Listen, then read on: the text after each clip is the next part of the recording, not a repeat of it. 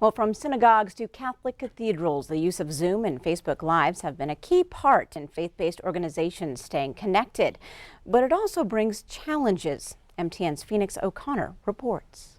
As Montana and the rest of the world began to shut down due to the coronavirus in late March of 2020, faith-based institutions were included.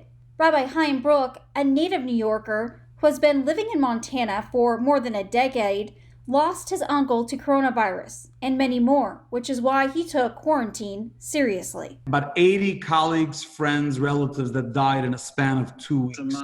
Israel Hopstein. He felt it was necessary at the time to switch from in-person services to Zoom and turn Facebook for daily devotionals for his members. Through him and with him and in him, O God, Bishop Almighty Austin Father. Anthony Vetter has served the Helena community for 1 year and oversees parishes throughout western Montana.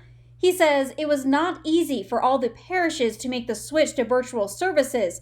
Some Catholic churches in rural Montana struggled to stay connected. Many of the parishes weren't able to do it. They didn't have the equipment or the volunteers.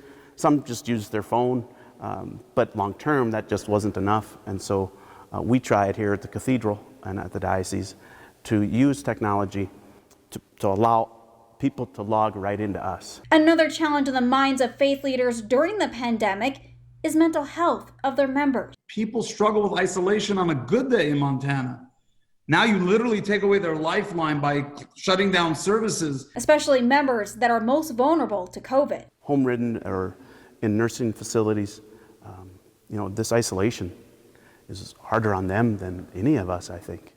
Both faith leaders say although the virtual sermons and services were necessary during quarantine, it's not good for the long term. Technology can never replace the human touch. Technology can never replace the human interaction. We can't receive Holy Communion at home. Now, you can receive a spiritual communion in which Jesus comes to us because we're not able to receive communion, but that's different than being able to physically receive the body, blood, soul, and divinity of Jesus, is what we believe it is. Reporting in Helena, Phoenix O'Connor, MTN News.